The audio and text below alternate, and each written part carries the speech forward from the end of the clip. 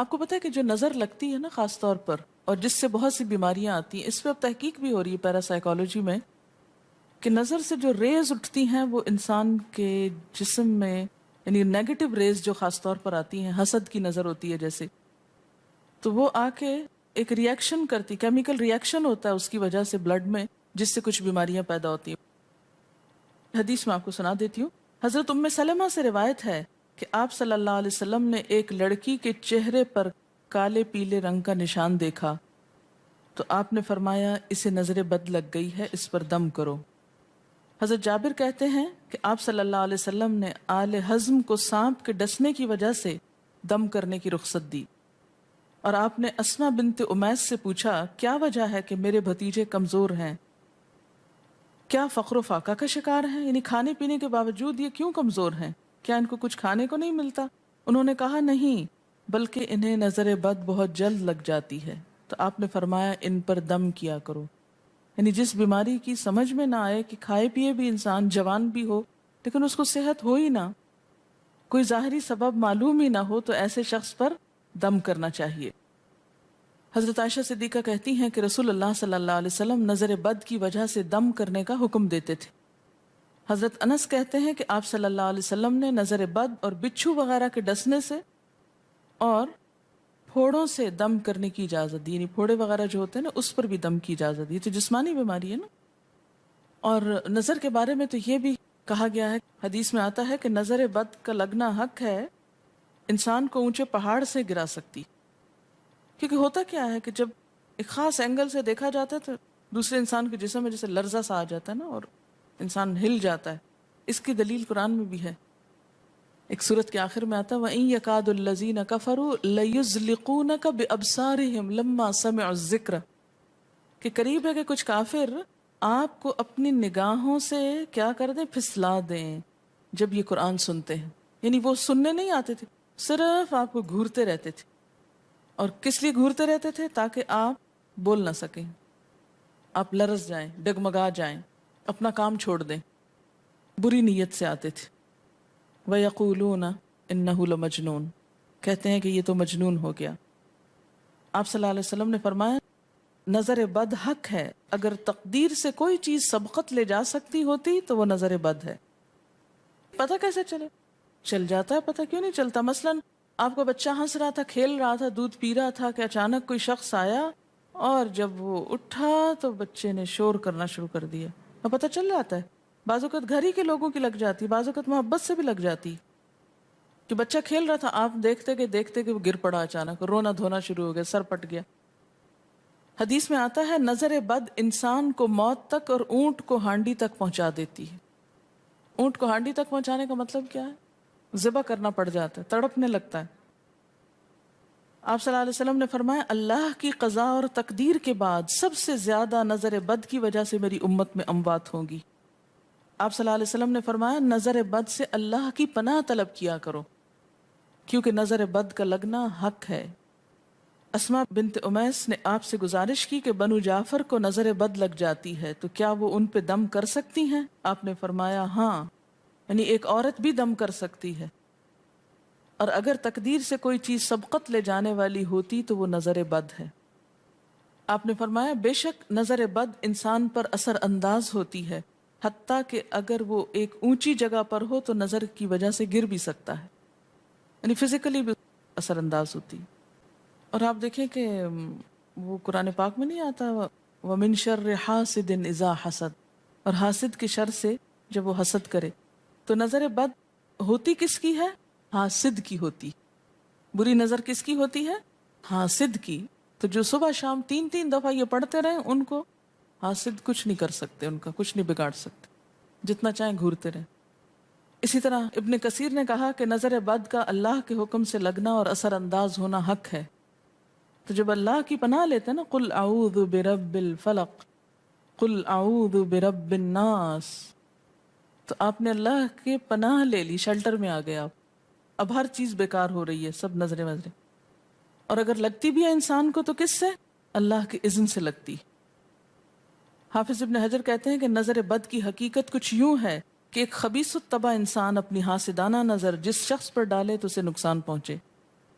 ابن قیم کہتے ہیں کچھ کم علم لوگوں نے نظر بد کی تاثیر کو باطل قرار دیا ہے، اور ان کا کہنا ہے کہ یہ محض توہم پرستی ہے اور اس کی کوئی حقیقت نہیں، لیکن حقیقت یہ ہے کہ یہ لوگ سب سے زیادہ جاہل اور ارواح کی صفات اور ان کی تاثیر سے ناواقف ہیں، اور ان کی عقلوں پہ پردہ پڑا ہوا ہے، جبکہ تمام امتوں کے عقلاء باوجود اختلاف مذاہب کے نظر بد سے انکار نہیں کرتے. یعنی صرف اسلام میں نہیں، دیگر مذاہب میں بھی یہ کانسیپٹ پایا جاتا ہے، اگرچہ نظر بد کے سبب اور اس کی جہت تاثیر کے سلسلے میں ان میں اختلاف ہے. پھر کہتے ہیں اس میں کوئی شک نہیں کہ اللہ تعالیٰ نے جسموں اور روحوں میں مختلف طاقتیں اور طبیعتیں پیدا کی ہیں، اور ان میں کئی خواص اور اثر انداز ہونے والی کیفیات ودیت کی ہیں. آپ دیکھیں کہ لو چلتی ہے تو اثر نہیں ہوتا، اس کا بھی تو اثر ہوتا ہے نا، حالانکہ وہ نظر نہیں آ رہی ہوتی.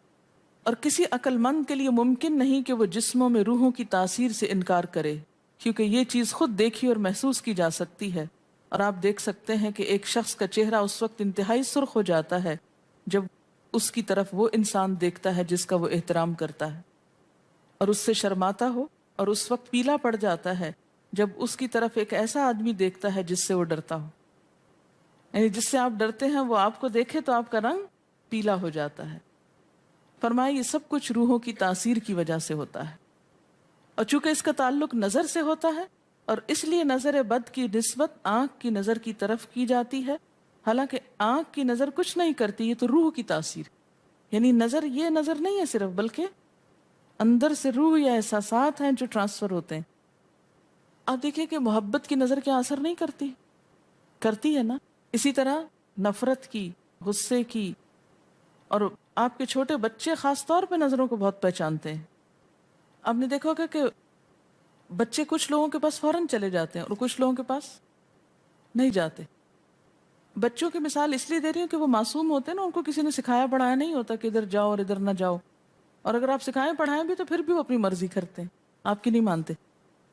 تو وہ ایک طرح سے بہترین جج ہوتے ہیں. بعض لوگوں کو دیکھ کے بچے رونے لگتے ہیں، بعض کو دیکھ کے مسکرانے لگتے ہیں. یہ ایسا کیوں ہوتا ہے؟ اچھا، اسی طرح اگر کوئی شخص کانسٹنٹلی آپ کو دیکھ رہا تو آپ کانشیس ہو جاتے ہیں، آپ ٹھہر نہیں سکتے. اسی طرح اگر کوئی سٹیئر کر رہا ہو تو اس کی نظروں سے بعض اوقات خوف بھی آنے لگتا ہے. اللہ نے کیسی کیسی طاقتیں انسان کو دی ہیں. سلطان النصیرہ. اچھا، پھر لکھتے ہیں کہ روحیں اپنی طبیعتوں، طاقتوں اور کیفیتوں اور اپنے خواص کے اعتبار سے مختلف ہوتی. سو حسد کرنے والے انسان کی روح واضح طور پر اس شخص کو اذیت پہنچاتی ہے جس سے حسد کیا جاتا ہے. ویسے بھی تو آپ دیکھیں نا، وہ رویے ایک دم آپ پہچان لیتے ہیں. یہی وجہ ہے کہ اللہ تعالیٰ نے حاسد کے شر سے پناہ طلب کرنے کا حکم دیا ہے. حاسد کی تاثیر ایک ایسی چیز ہے جس سے وہی انکار کر سکتا ہے جو حقیقت انسانیت سے خارج ہو. جنوں کی نظر بھی لگتی ہے. یہ میرا قول نہیں ہے، حدیث ہے. حضرت ابو سعید خدری سے روایت ہے کہ رسول اللہ صلی اللہ علیہ وسلم جنات اور انسانوں کی نظر بد سے پناہ مانگتے تھے. یعنی آپ جو پناہ مانگتے تھے بری نظر سے، وہ انسانوں کی بھی اور جنوں کی بھی. پھر جب معوذتین الفلق اور الناس نازل ہوئیں تو آپ انہی کو پڑھتے اور باقی دعائیں آپ نے چھوڑ دی تھی. یعنی قل اعوذ برب الفلق، قل اعوذ برب الناس، پھر سب چیزوں کے شر سے بچنے کے لیے کافی. یاد رکھیے بعض اوقات اپنی نظر بھی لگتی ہے، خود کو بھی نظر لگتی ہے. اسی طرح جب لباس اتارا جاتا ہے نہانے کے لیے مثلاً، تو اس وقت بھی دعا سکھائی گئی. بسم اللہ پڑھنی چاہیے، بیسیکلی بسم اللہ پڑھ کر اتارنے چاہیے. اور اس کے علاوہ اعوذ بکلمات اللہ التامات من شر ما خلق بھی پڑھ سکتے ہیں. آپ کو معلوم ہے کہ ٹوائلٹ میں جانے سے پہلے بھی دعا سکھائی گئی، کیونکہ جنات کے ٹھکانے گندی جگہوں پر ہوتے ہیں. اللہم انی اعوذ بک من الخبث والخبائث، خبیث جنوں اور خبیث جننیوں، خبائث سے تیری پناہ میں آتا ہوں. یہ دعا کیوں سکھائی گئی؟ اسی لیے کہ اگر آپ وہاں پر موجود ہیں اور خصوصاً اگر آپ بے لباس ہیں تو بھی ایسی چیزوں کی نظر بھی لگ سکتی ہے اور وہ چیزیں اثر انداز بھی ہو سکتی ہیں. اسی لیے بلا ضرورت تنہائی میں بھی بے لباس ہونے سے منع کیا گیا ہے. بعض لوگوں کی عادت ہوتی ہے نا کہ وہ نہانے بیٹھتے ہیں تو وہی کپڑے دھونے شروع کر دیتے ہیں، اور نہیں، بس فوراً اپنے آپ کو ڈھانکنے کی کوشش کریں. بلا ضرورت زیادہ دیر بے لباس نہ رہے. ایک حدیث میں آتا ہے، ابو امامہ کہتے ہیں کہ میرے باپ سہل بن حنیف نے غسل کا ارادہ کیا اور جب قمیص اتاری تو عامر بن ربیعہ ان کی طرف دیکھ رہے تھے۔ ان کا رنگ انتہائی سفید تھا اور جلد بہت خوبصورت تھی۔ عامر نے دیکھتے ہی کہا، میں نے آج تک اتنی خوبصورت جلد کسی کنواری لڑکی کی بھی نہیں دیکھی۔ ان کا یہ کہنا تھا کہ سہل کو شدید بخار شروع ہو گیا۔ چنانچہ نبی صلی اللہ علیہ وسلم کو یہ قصہ بتایا گیا اور آپ سے یہ بھی کہا گیا کہ سہل کی حالت یہ ہے کہ وہ سر بھی نہیں اٹھا سکتا۔ آپ نے پوچھا، کیا تمہیں کسی پہ شک ہے؟ انہوں نے کہا، جی ہاں، عامر بن ربیعہ پہ ہو سکتا ہے۔ آپ نے انہیں بلوایا اور ناراضگی کا اظہار کرتے ہوئے فرمایا، تم میں سے کوئی ایک کیوں اپنے بھائی کو قتل کرتا ہے؟ کیا تم بارک اللہ نہیں کہہ سکتے تھے؟ اس لیے اب غسل کرو، اور اس غسل کا پانی کس پہ ڈالا جائے؟ جس کو نظر لگی۔ عامر نے اپنا چہرہ، ہاتھ، کوہنیاں، ٹخنے، پاؤں اور اپنی چادر کے اندرونی حصے دھوئے، پھر اسی پانی کو آپ نے سہل کے اوپر پیچھے سے بہا دیا، یہ نہیں کہ اس کے منہ پہ ڈالنا، پیچھے سے بہا دیا، اور سہل فوراً ٹھیک ہو گئے۔ اس کا طریقہ بتایا گیا اس غسل کا۔